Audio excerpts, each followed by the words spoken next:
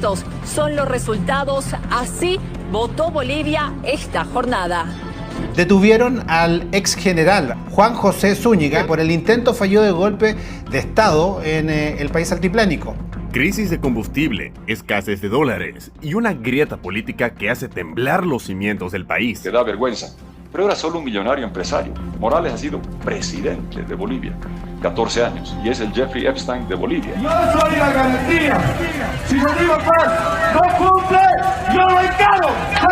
Bolivia acaba de celebrar elecciones y todos los actores políticos estaban involucrados. No solamente Camacho significa una imagen público, ¿no? Una imagen público de aquella persona que luchó. Ni me voy a repetir nunca haber estado junto a mi pueblo para conseguir la recuperación de una democracia. Pero ahora una oportunidad está delante nuestro. ¿Quién es Rodrigo Paz? ¿Cómo ganó las elecciones? ¿Y qué le espera a Bolivia ahora?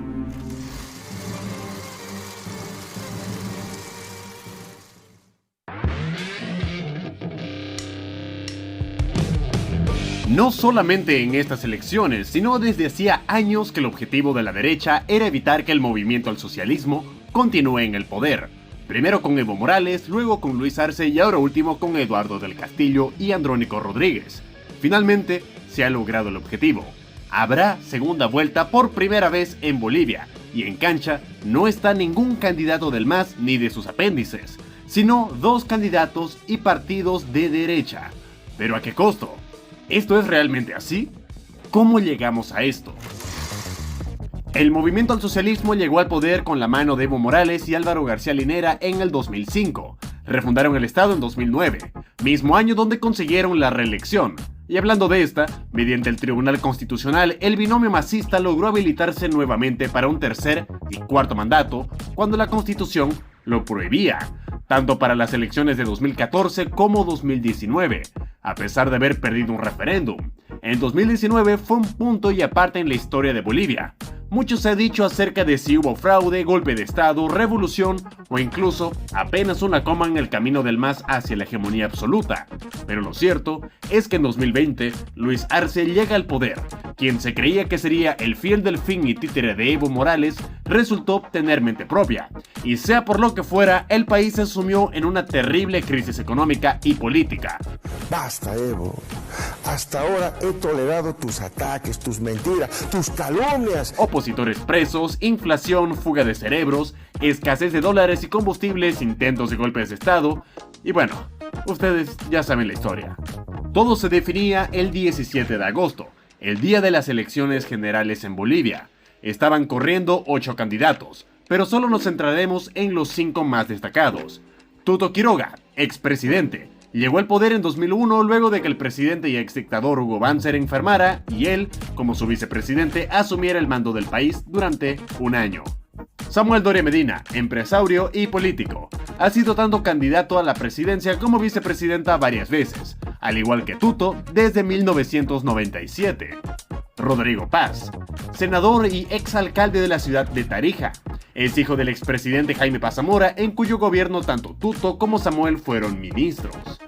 Eduardo del Castillo, ex ministro de gobierno, del ala del arcismo, rivales del expresidente Evo Morales y defensor de la continuidad del modelo del MAS, aunque, según él, con unas actualizaciones y ajustes importantes. Andrónico Rodríguez, ex vicepresidente de las 6 federaciones del Trópico de Cochabamba y actual presidente del Senado. Se lo consideraba como el heredero político de Evo Morales, pero finalmente terminó de distanciarse tanto de él como de Luis Arce, y naturalmente pues es de izquierda socialista. ¿Cuál fue el resultado de las elecciones? Bueno, todas las encuestas anunciaban una segunda vuelta entre Tuto y Samuel, con un temor latente de que Andrónico pueda desplazar a alguno de los dos y llegar a la segunda vuelta. Pero lo que ocurrió fue toda una sorpresa. Rodrigo Paz consiguió el primer lugar, obteniendo el 32% de los votos, mientras que Tuto Quiroga quedó de segundo con el 26%, dejando fuera tanto a Samuel Doria Medina, primero en casi todas las encuestas, como a los delfines divididos del movimiento al socialismo. Un detalle importante para comprender por qué estos resultados son tan sorprendentes es que Rodrigo Paz casi no tuvo espacio de campaña. No asistió o no fue invitado casi a ningún foro o debate con otros candidatos, no pagó nada de publicidad en redes sociales. Sus parlamentarios son prácticamente enteros desconocidos y en las encuestas nunca llegó a más arriba del 10%. Por si fuera poco, es poco creíble la idea de un fraude, pues fueron las elecciones con más presencias de observadores internacionales en años. No se favoreció a ningún candidato del bloque popular, masismo y exmasismo, y los candidatos perdedores admitieron la derrota la misma noche de la elección. Pero entonces, ¿cómo es posible que Rodrigo Paz, prácticamente un desconocido a nivel nacional, haya podido sacar tremenda votación sin que nadie lo haya visto venir? Ni las encuestas, ni los candidatos, vamos, ni siquiera ellos mismos. He escuchado muchas teorías, que es el voto de Jaime Dun, el oficialismo, del MAS en su conjunto, pero la realidad es que ninguna de estas explicaciones tienen mucho peso para sostenerse. Aquí va mi propia lectura. La mayoría de encuestas lanzaba un resultado que muy poca gente vio. ¿Usted prefiere votar por un candidato de izquierda o de derecha? El 49% escogió derecha, el 25% de izquierda, dejando el restante entre gente que no sabe, no responde o no le interesa, sin mencionar que apenas un 29% de las personas ya tenían decidido su voto. Casi 25% tenía dudas entre 2 o 3 candidatos y la opción de hoy por hoy ningún candidato me convence se lleva un 42%. Estos datos nos sirven para entender que había un gigantesco espacio que Tuto Quiroga y Samuel no podían llenar, un espacio que Rodrigo Paz supo aprovechar muy bien.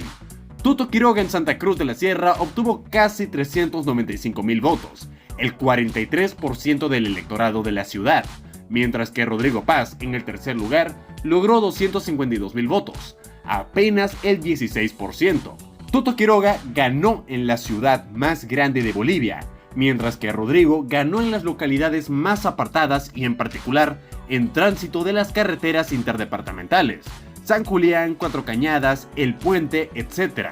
Si analizamos los lugares en los que Rodrigo Paz ganó, notaremos una tendencia.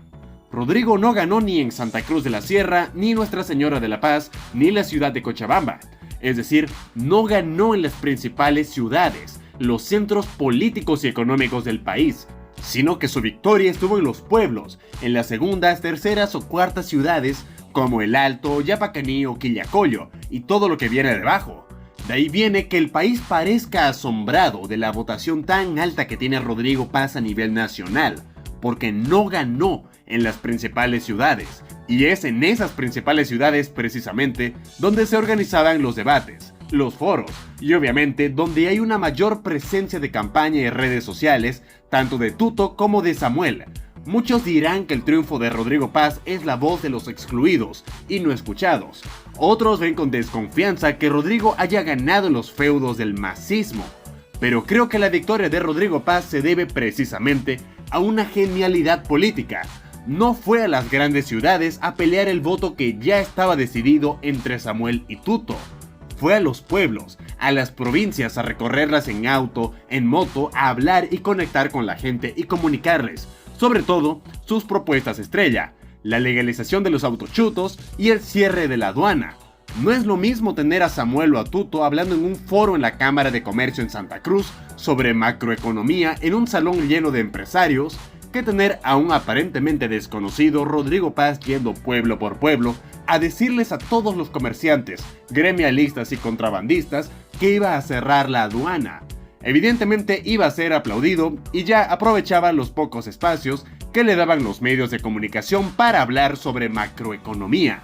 El capitán Lara, su candidato a la vicepresidencia, también jugó un papel importante al usar sus propias redes sociales y llegar a más gente. Sin duda alguna, dependerá de ti el voto en segunda vuelta. Te caigan bien o mal los candidatos, sea que pienses que Tuto ayudó a escapar a Evo en 2019 o que JP no sea muy vivo, o pienses que Lara sea un dictador en potencia y que quiere pegarle a Carlos Alberdi y meter preso a su compañero de fórmula. Este video es para explicarte solamente mi versión de por qué creo que Rodrigo Paz obtuvo los resultados que tuvo. Veremos cómo les va a los candidatos en la segunda vuelta.